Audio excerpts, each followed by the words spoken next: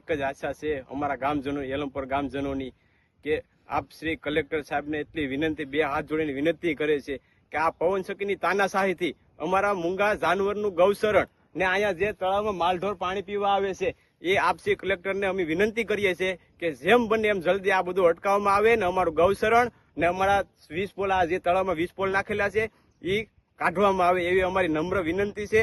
અમે ગરીબ માણસો છે, અમારી કઈ એવી નોલેજ નથી કે અમે આગળ વધીએ, આપ શ્રી કલેક્ટર પાસે અમે એવી અપીલ કરીએ છીએ કે અમારા ગામને સર બસાવવામાં આવે એવી અમારી વિનંતી છે।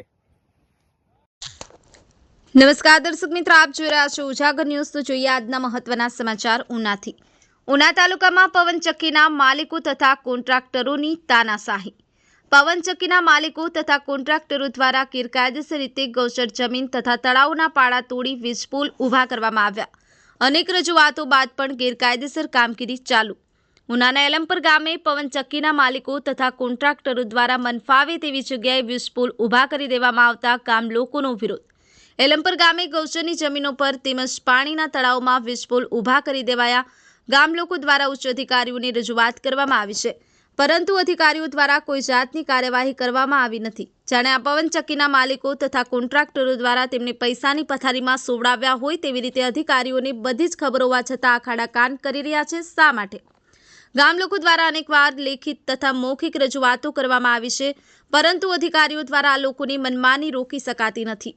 હવે તો આ લોકોએ હદ વટાવી છે। ગૌચર જમીનમાં પોલ ઊભા કર્યા બાદ હવે તેઓએ પશુ પક્ષીઓને પીવાના પાણીના તળાવને પણ નથી છોડ્યું। જો આ પવનચક્કીના માલિકો તથા કોન્ટ્રાક્ટરોને આ બાબતે રોકવામાં આવે તો પોલીસની ધાકધમકી આપી લોકોનો અવાજ દબાવવામાં આવે છે અને અધિકારીઓ પણ આ લોકોના ગુલામ બની ગયા હોય તેમ ગેરકાયદેસર કામગીરી કરનારની સાથે ઊભી રહી અને અરજદારોને ડરાવી ધમકાવી રોકી દે છે। ફોરેસ્ટ વિભાગ, સિંચાઈ વિભાગ, ટીડીઓ, મામલતદાર, કલેક્ટરને લેખિત રજૂઆત કરવામાં આવી, પરંતુ આ ગેરકાયદેસર કામગીરીમાં તમામનો સિંહ ફાળો હોય તેમ કોઈ પગલાં લેવામાં આવતા નથી।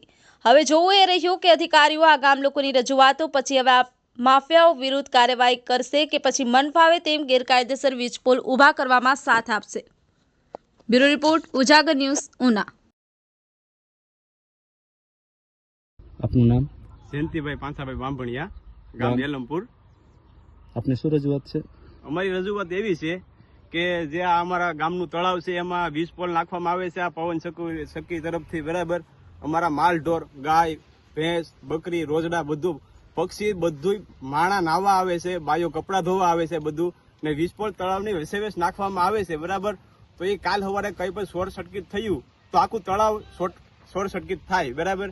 તો એમાં શોર્ટ સર્કિટ થાય તો પછી માલ, ઢોર, બાયું, માણા બધા છોકરા નાના નાતા હોય, નાના નાના બાળકો નાતા હોય તો બધા શોર્ટ થાય, જાનહાની થાય તો આની જવાબદારી કોણ લે, બરાબર। ને જે આ કામ હાલે છે પવનચક્કીનું એ 20 પોલ ગમે ત્યાં નાખે છે, ગમે અમે રજૂઆત કરીએ છીએ, અમે એટલી અરજી કરીએ છીએ, કોઈ પણ અમારી અરજી ધ્યાને લેવામાં આવતી નથી। અમારા 3 ગૌશરણ હશે, ગૌશરણમાં અમારા 54 થાંભલા નાખેલા છે, બરાબર। એમાં એટલા ગૌશરણ છે, અમે એટલી રજૂઆત કરીએ છીએ કે ભાઈ અમારું ગૌશરણ છે, અમારા મૂંગા માલ માટે તો એટલું રહેવા દઉં, તોય અમારી કોઈ વાત સાંભળવામાં આવતી નથી। અમે કંઈ પણ કહીએ તો અમને એમ કહે છે કે અમે પોલીસ બોલાવશું, આમ કરશું, ફલાણું કરશું, ઠીકણું કરશું, અમને ધમકાવવામાં આવે છે, બરાબર। પણ કોઈ અમારી રજૂઆત સાંભળતું નથી।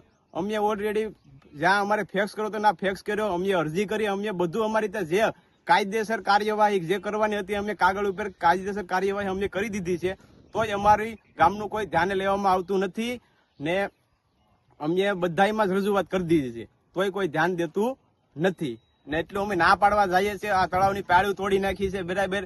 જ્યાં રસ્તા હોય ત્યાં રસ્તા કરી નાખ્યા છે, બરાબર। તો માલ ઢોરને કઈ ખાવા પીવાનું કઈ રહેવા દીધું નથી ને આ લોકો મન ફાવે એવી તાનાશાહી કરે છે, બરાબર। ને કોઈ અમારી વાત ધ્યાને લેવામાં આવતી નથી। આપનું નામ? નામ અરજીભાઈ ભીખાભાઈ બાંભણિયા, ગામ એલમપુર।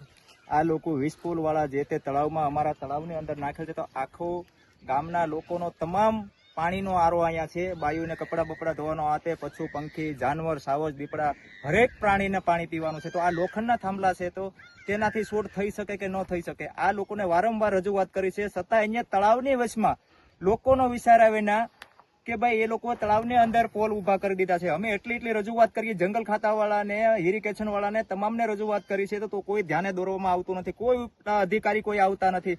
અમે અહીંયા ના પાડવા આવીએ તો અમને પોલીસની ગાડી એ લોકો 100 નંબરની બરકાવી લે છે અને કે તમને ભરીને વયા જાઉં. પોલીસની ધાક ધમકી આપે છે અને કોઈ કર્મચારી સરકારી આવતા નથી, અટકાવતા નથી. અમારા જે ગૌસર છે તેમાં એ લોકોએ ગાડીઓને મોઢે મટીરિયલ ઠલવી નાખ્યું છે.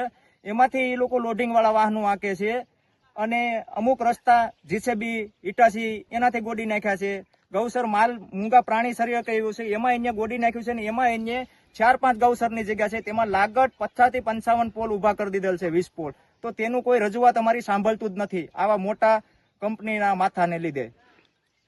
અને અમારો જે મેઇન પ્રશ્ન છે કે ગામતળ એલમપુર ગ્રામ પંચાયતની અંદર આવે છે, ગામની નજીક તળાવ છે, તો તેમાં આ લોકોએ 20 પોલ વચ્ચોવચ નાખી દીધેલ છે. તો ગામનો જવાબદાર વ્યક્તિ કોણ? બાળકોનો, તમામ લોકોનો.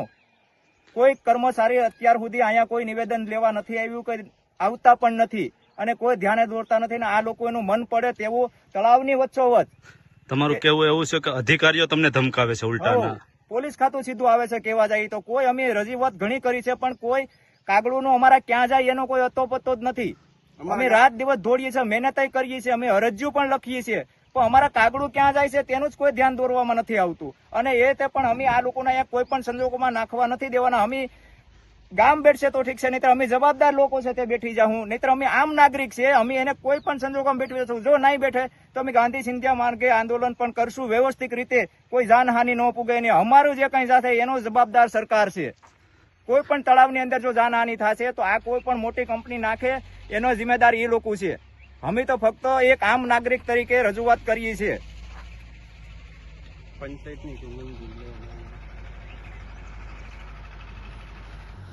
મિત્રો, આપ જોઈ રહ્યા છો તળાવના કાંઠે અને તળાવની અંદર પણ વીજ પોલ ઉભા કરી દેવામાં આવે છે. હું આપને દ્રશ્યો બતાવી રહ્યો છું જે તળાવની વચ્ચોવચ